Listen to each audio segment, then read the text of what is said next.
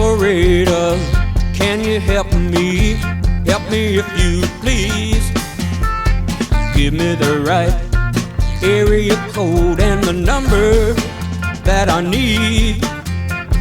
My right or left up on the midnight flyer, singing like a summer breeze. I think she's somewhere down south, down about Baton Rouge, but I just can't remember no number, a number I can use. Directory don't have it, Central done forgot it. Got to find a number to use.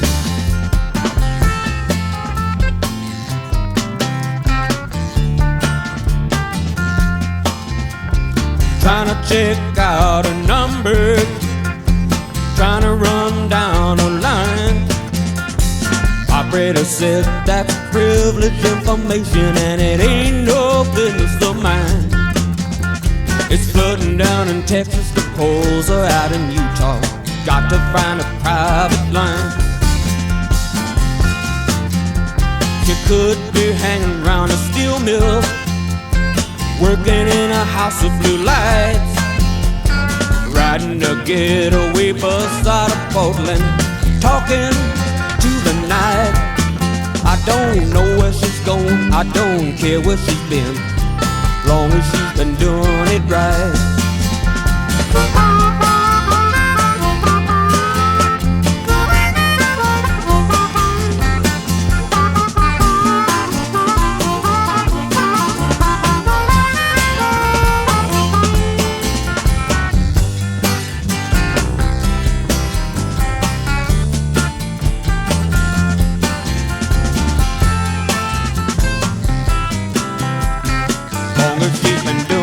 Right. Chapter 9, The Family Afterward. Our womenfolk have suggested certain attitudes a wife may take with a husband who is recovering. Perhaps they created the impression that he's to be wrapped in cotton wool and placed on a pedestal. Successful readjustment means the opposite. All members of the family should meet upon the common ground of tolerance, understanding, and love. This involves a process of deflation. The alcoholic, his wife, his children, his in-laws, each one is likely to have fixed ideas about the family's attitude toward himself or herself. Each is interested in having his or her wishes respected. We find the more one member of the family demands that the others concede to him, the more resentful they become. This makes for discord and unhappiness. And why? Is it not because each wants to play the lead? Is not each trying to arrange the family show to his liking? Is he not unconsciously trying to see what he can take from the family life rather than give? Cessation of drinking is but the first step away from a highly strained, abnormal condition. A doctor said to us, years of living with an alcoholic is almost sure to make any wife or child neurotic. The entire family is, to some extent, ill. Let families realize as they start their journey that all will not be fair weather. Each in his turn may be footsore and may straggle. There will be alluring shortcuts and bypaths down which they may wander and lose their way. Suppose we tell you some of the obstacles a family will meet. Suppose we suggest how they may be avoided, even converted to good use for others. The family of an alcoholic longs for the return of happiness and security. They remember when father was romantic, thoughtful, and successful. Today's life is measured against that of other years, and when it falls short, the family may be unhappy. Family confidence in Dad is rising high. The good old days will soon be back, they think. Sometimes they demand that Dad bring them back instantly. God, they believe, almost owes this recompense on a long overdue account. But the head of the house has spent years in pulling down the structures of business, romance, friendship, health. These things are now ruined or damaged. It will take time to clear away the wreck. Though old buildings will eventually be replaced by finer ones, the new structures will take years to complete. father knows he is to blame. It may take him many seasons of hard work to be restored financially, but he shouldn't be reproached. Perhaps he will never have much money again. But the wise family will admire him for what he is trying to be rather than for what he is trying to get. Now and then the family will be plagued by specters from the past, for the drinking career of almost every alcoholic has been marked by escapades, funny, humiliating, shameful, or tragic. The first impulse will be to bury these skeletons in a dark closet and padlock the door. The family may be possessed by the idea that future happiness can be based only upon forgetfulness of the past. We think that such a view is self-centered and in direct conflict with the new way of living. Henry Ford once made a wise remark to the effect that experience is the thing of supreme value in life. That is true only if one is willing to turn the past to good account. We grow by our willingness to face and rectify errors and convert them into assets. The alcoholic's past thus becomes the principal asset of the family, and frequently it is almost the only one. This painful past may be of infinite value to other families still struggling with their problem.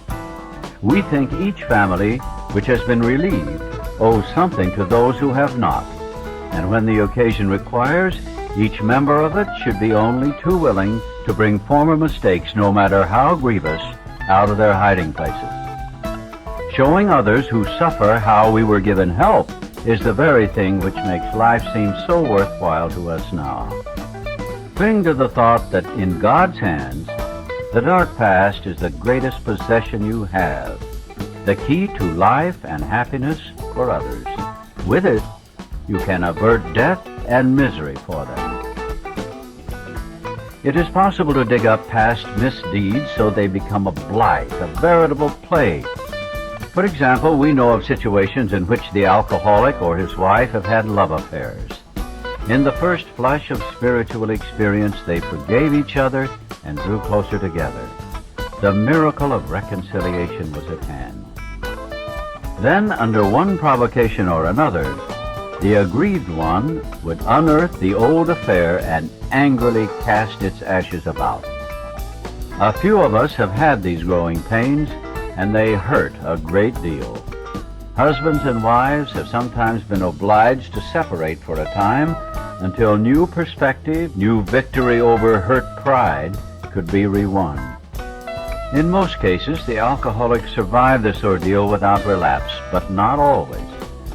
So we think that unless some good and useful purpose is to be served, past occurrences should not be discussed. We families of Alcoholics Anonymous keep few skeletons in the closet. Everyone knows about the other's alcoholic troubles. This is a condition which in ordinary life would produce untold grief.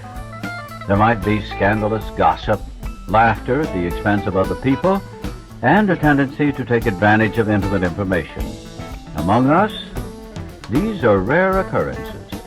We do talk about each other a great deal, but we almost invariably temper such talk by a spirit of love and tolerance. Another principle we observe carefully is that we do not relate intimate experiences of another person unless we are sure he would approve. We find it better, when possible, to stick to our own stories. A man may criticize or laugh at himself, and it will affect others favorably. But criticism or ridicule coming from another often produces the contrary effect. Members of a family should watch such matters carefully, for one careless, inconsiderate remark has been known to raise the very devil. We alcoholics are sensitive people. It takes some of us a long time to outgrow that serious handicap. Many alcoholics are enthusiasts. They run to extremes. At the beginning of recovery, a man will take, as a rule, one of two directions.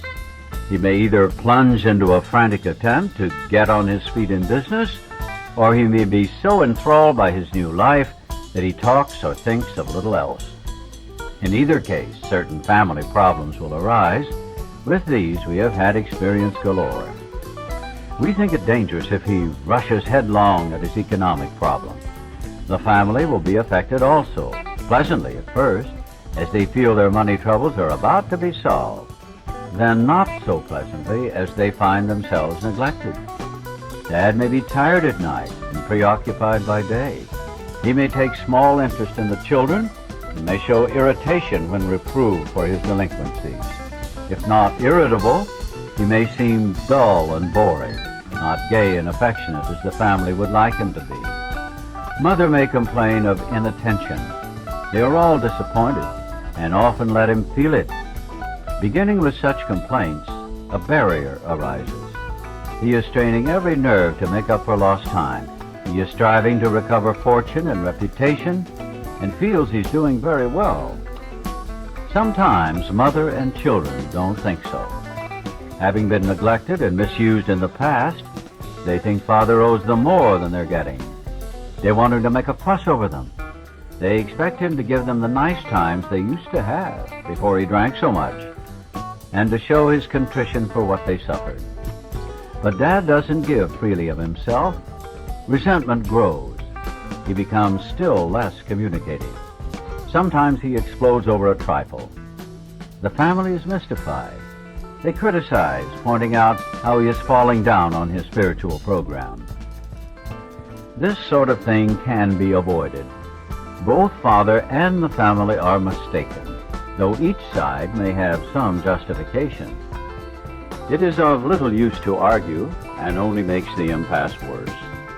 The family must realize that Dad, though marvelously improved, is still convalescing. They should be thankful he is sober and able to be of this world once more. Let them praise his progress. Let them remember that his drinking wrought all kinds of damage that may take long to repair. If they sense these things, they will not take so seriously his periods of crankiness, depression, or apathy, which will disappear when there is tolerance, love, and spiritual understanding. The head of the house ought to remember that he is mainly to blame for what befell his home. He can scarcely square the account in his lifetime, but he must see the danger of over-concentration on financial success. Although financial recovery is on the way for many of us, we found we could not place money first. For us, material well-being always followed spiritual progress. It never preceded. Since the home has suffered more than anything else, it is well that a man exert himself there. He is not likely to get far in any direction if he fails to show unselfishness and love under his own roof. We know there are difficult wives and families, but the man who is getting over alcoholism must remember he did much to make them so.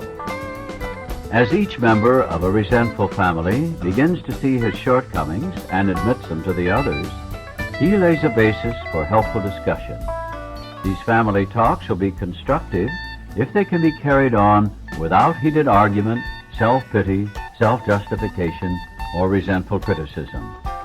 Little by little, mother and children will see they ask too much, and father will see he gives too little. Giving, rather than getting, will become the guiding principle. Assume, on the other hand, that father has, at the outset, a stirring spiritual experience. Overnight, as it were, he is a different man. He becomes a religious enthusiast. He is unable to focus on anything else. As soon as his sobriety begins to be taken as a matter of course, the family may look at their strange new dad with apprehension, then with irritation. There is talk about spiritual matters morning, noon, and night. He may demand that the family find God in a hurry, or exhibit amazing indifference to them, and say he is above worldly considerations. He may tell mother, who's been religious all her life, that she doesn't know what it's all about and that she'd better get his brand of spirituality while there is yet time. When father takes this tack, the family may react unfavorably. They may be jealous of a God who has stolen Dad's affections. While grateful that he drinks no more, they may not like the idea that God has accomplished the miracle where they failed. They often forget father was beyond human aid. They may not see why their love and devotion did not straighten him out. Dad is not so spiritual after all, they say. If he means to right his past wrongs, why all this concern for everyone in the world but his family? What about his talk that God will take care of them? They suspect Father is a bit balmy. He is not so unbalanced as they might think. Many of us have experienced Dad's elation. We have indulged in spiritual intoxication. Like a gaunt prospector, belt drawn in over the last ounce of food, our pick struck gold. Joy at our release from a lifetime of frustration knew no bounds. Father feels he has struck something better than gold. For a time he may try to hug the new treasure to himself. He may not see at once that he has barely scratched a limitless load which will pay dividends only if he mines it for the rest of his life and insists on giving away the entire product. If the family cooperates, Dad will soon see that he's suffering from a distortion of values. He will perceive that his spiritual growth is lopsided, that for an average man like himself, a spiritual life which does not include his family obligations may not be so perfect after all. If the family will appreciate that Dad's current behavior is but a phase of his development, all will be well. In the midst of an understanding and sympathetic family, these vagaries of Dad's spiritual infancy will quickly disappear. The opposite may happen should the family condemn and criticize. Dad may feel that for years his drinking has placed him on the wrong side of every argument, but that now he has become a superior person with God on his side. If the family persists in criticism, this fallacy may take a still greater hold on Father. Instead of treating the family as he should, he may retreat further into himself and feel he has spiritual justification for so doing. Though the family does not fully agree with Dad's spiritual activities, they should let him have his head, even if he displays a certain amount of neglect and irresponsibility toward the family. It is well to let him go as far as he likes in helping other alcoholics. During those first days of convalescence, this will do more to ensure his sobriety than anything else. Though some of his manifestations are alarming and disagreeable, we think Dad will be on a firmer foundation than the man who is placing business or a professional success ahead of spiritual development. He will be less likely to drink again, and anything is preferable to that. Those of us who have spent much time in the world of spiritual make-believe have eventually seen the childishness of it. This dream world has been replaced by a great sense of purpose, accompanied by a growing consciousness of the power of God in our lives. We have come to believe He would like us to keep our heads in the clouds with Him, but that our feet ought to be firmly planted on earth. That is where our fellow travelers are, and that is where our work must be done. These are the realities for us. We have found nothing incompatible between a powerful spiritual experience and a life of sane and happy usefulness. One more suggestion. Whether the family has spiritual convictions or not, they may do well to examine the principles by which the alcoholic member is trying to live. They can hardly fail to approve these simple principles, though the head of the house still fails somewhat in practicing them. Nothing will help the man who is off on a spiritual tangent so much as the wife who adopts a sane spiritual program, making a better practical use of it. There will be other profound changes in the household. Liquor incapacitated Father for so many years that Mother became head of the house. She met these responsibilities gallantly. By force of circumstances, she was often obliged to treat Father as a sick or wayward child. Even when he wanted to assert himself, he could not, for his drinking placed him constantly in the wrong. Mother made all the plans and gave the directions. When sober, Father usually obeyed. Thus, Mother, through no fault of her own, became accustomed to wearing the family trousers. Father coming suddenly to life again, often begins to assert himself. This means trouble unless the family watches for these tendencies in each other and comes to a friendly agreement about them. Drinking isolates most homes from the outside world. Father may have laid aside for years all normal activities, clubs, civic duties, sports. When he renews interest in such things, a feeling of jealousy may arise. The family may feel they hold a mortgage on Dad so big no equity should be left for outsiders. Instead of developing new channels of activity for themselves, mother and children demand that he stay home and make up the deficiency. At the very beginning, the couple ought to frankly face the fact that each will have to yield here and there if the family is going to play an effective part in the new life. Father will necessarily spend much time with other alcoholics, but this activity should be balanced. New acquaintances who know nothing of alcoholism might be made, and thoughtful consideration given their needs.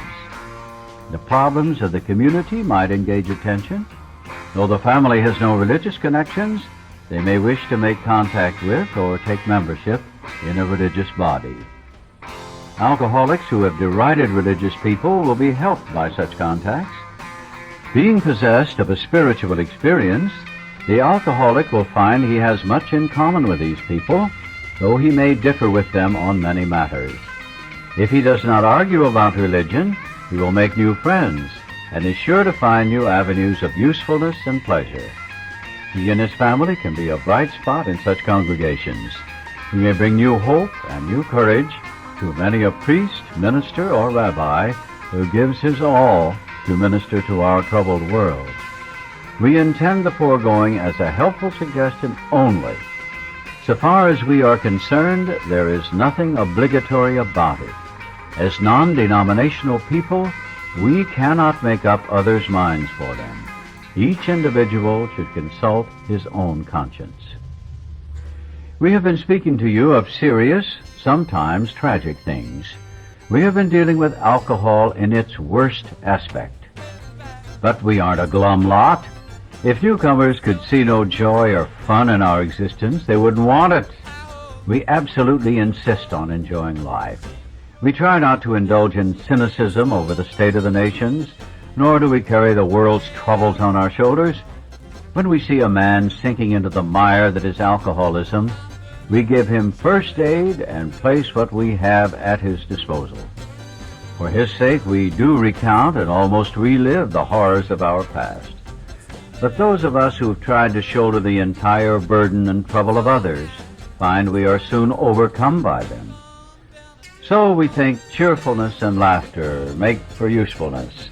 Outsiders are sometimes shocked when we burst into merriment over a seemingly tragic experience out of the past. But why shouldn't we laugh? We have recovered and have been given the power to help others. Everybody knows that those in bad health and those who seldom play do not laugh much. So let each family play together, or separately, as much as their circumstances warrant. We are sure God wants us to be happy, joyous, and free. We cannot subscribe to the belief that this life is a vale of tears, though it once was just that for many others. But it is clear that we made our own misery. God didn't do it. Avoid, then, the deliberate manufacture of misery. But if trouble comes, cheerfully capitalize it as an opportunity to demonstrate His omnipotence. Now about health. A body badly burned by alcohol does not often recover overnight, nor do twisted thinking and depression vanish in a twinkling. We are convinced that a spiritual mode of living is a most powerful health restorative. We who have recovered from serious drinking are miracles of mental health. But we have seen remarkable transformations in our bodies. Hardly one of our crowd now shows any mark of dissipation. But this does not mean that we disregard human health measures. God has abundantly supplied this world with fine doctors, psychologists, and practitioners of various kinds. Do not hesitate to take your health problems to such persons. Most of them give freely of themselves that their fellows may enjoy sound minds and bodies. Try to remember that though God has wrought miracles among us, we should never belittle a good doctor or psychiatrist. Their services are often indispensable in treating a newcomer and in following his case afterward. One of the many doctors who had the opportunity of reading this book in manuscript form told us that the use of sweets was often helpful. Of course, depending upon the doctor's advice, he thought all alcoholics should constantly have chocolate available for its quick energy value at times of fatigue. He added that occasionally in the night, a vague craving arose which would be satisfied by candy. Many of us have noticed a tendency to eat sweets and have found this practice beneficial. A word about sex relations. Alcohol is so sexually stimulating to some men that they have overindulged. Couples are occasionally dismayed to find that when drinking is stopped, the man tends to be impotent.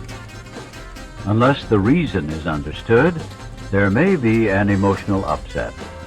Some of us had this experience, only to enjoy in a few months a finer intimacy than ever. There should be no hesitancy in consulting a doctor or psychologist if the condition persists. We do not know of many cases where this difficulty lasted long. The alcoholic may find it hard to re-establish friendly relations with his children. Their young minds were impressionable while he was drinking. Without saying so, they may cordially hate him for what he's done to them and to their mother. The children are sometimes dominated by a pathetic hardness and cynicism. They cannot seem to forgive and forget. This may hang on for months, long after their mother has accepted Dad's new way of living and thinking. In time, they will see that he is a new man, and in their own way, they will let him know it. When this happens, they can be invited to join in morning meditation, and then they can take part in the daily discussion without rancor or bias. From that point on, progress will be rapid. Marvelous results often follow such a reunion. Whether the family goes on a spiritual basis or not, the alcoholic member has to if he would recover. The others must be convinced of his new status beyond the shadow of a doubt. Seeing is believing to most families who have lived with a drinker. Here is a case in point. One of our friends is a heavy smoker and coffee drinker. There was no doubt he overindulged. Seeing this, and meaning to be helpful, his wife commenced to admonish him about it. He admitted he was overdoing these things, but frankly said that he was not ready to stop. His wife is one of those persons who really feels there is something rather sinful about these commodities, so she nagged, and her intolerance finally threw him into a fit of anger. He got drunk. Of course, our friend was wrong, dead wrong. He had to painfully admit that and mend his spiritual fences. Though he is now a most effective member of Alcoholics Anonymous, he still smokes and drinks coffee, but neither his wife nor anyone else stands in judgment. She sees she was wrong to make a burning issue out of such a matter when his more serious ailments were being rapidly cured. We have 3 little mottos which are apropos. Here they are. First things first, live and let live. Easy does it.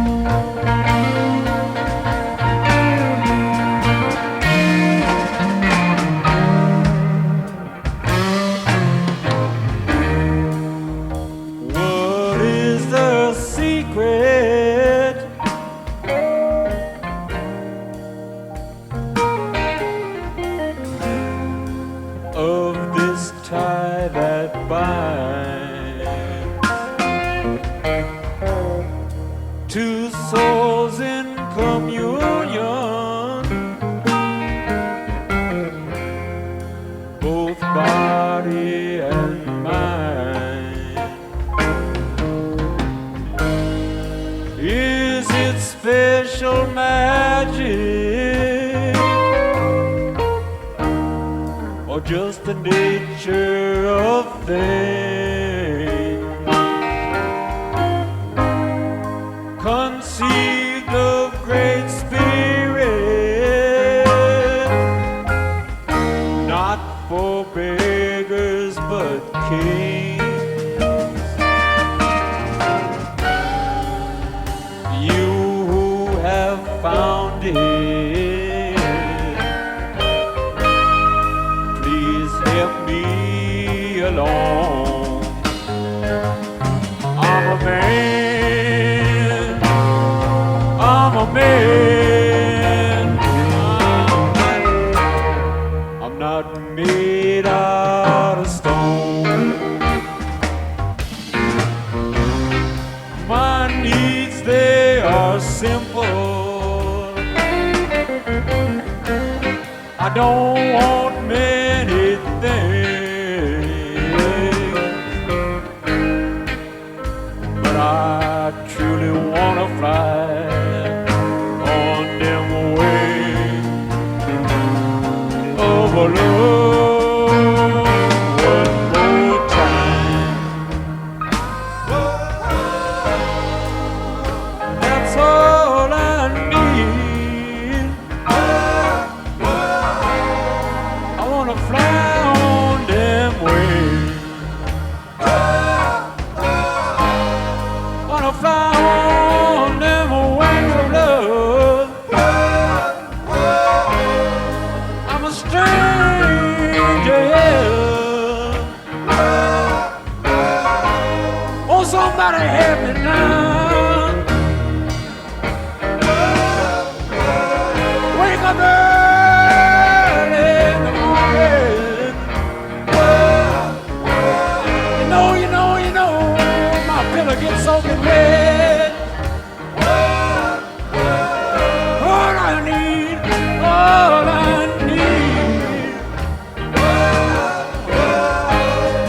is to fly on them wings of love one more time. I'm a stranger in your town. Just hear me fly on them wings.